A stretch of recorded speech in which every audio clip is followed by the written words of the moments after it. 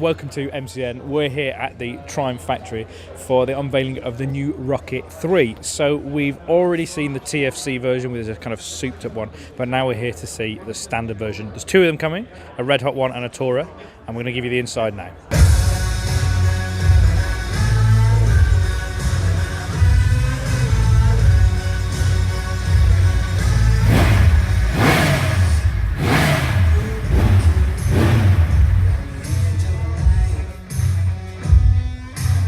Here we are, here it is, the new Rocket 3 in all its glory. This is the GT version, which is a slightly touring spec. There's two specs now, there's the R and the GT. They've got the same 2.5 litre engine, so they're the same torque figures, same power figures, but it's mostly the riding position and some of the kit that's on them that's a bit different.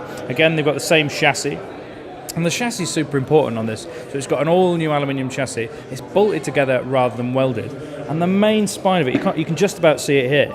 The main spine of it is actually is hollow, and it's the airbox. And that's part of the way they've managed to save so much weight. So it's a 40-kilo weight seemingly over the old model.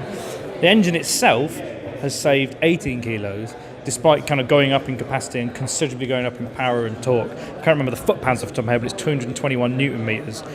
So it's a serious bit of wedge to go behind it. To go with that full spec is some brand new suspension, as you'd imagine. So up front we've got 48mm upside down Showa suspension. It's adjustable, as you would expect, and attached to the bottom of those are those brand new Brembo Stylema calipers.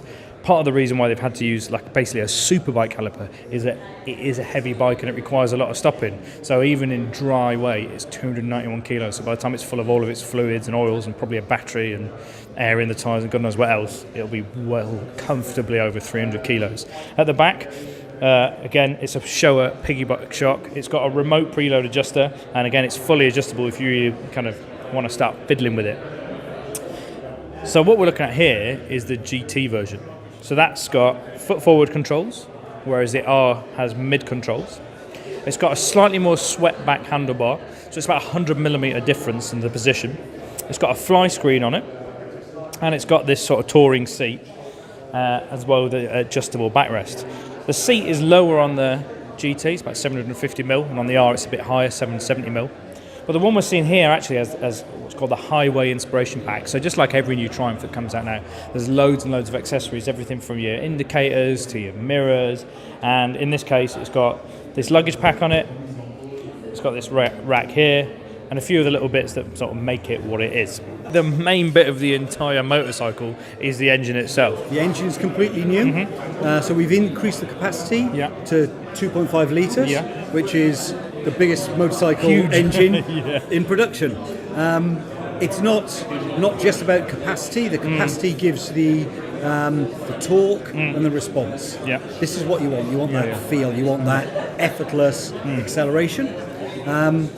We have got 221 newton meters from the engine, so that's a huge percentage more than any other bike. Absolutely. 167 PS.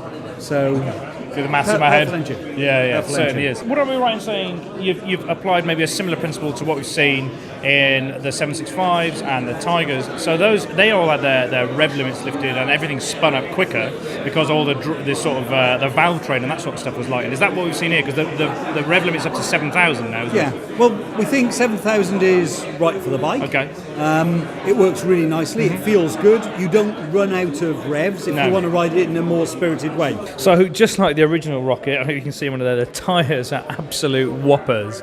So up front it's got a 17, and out the back it's got a 16-inch with a 240 section rear tyre. It's absolutely massive. But despite that, and despite those big tyres and the chunky look, Triumph maintain that it's going to handle properly. So they say it's got what they call like a roadster positioning. So it's not your traditional cruiser, it's not like a big Harley.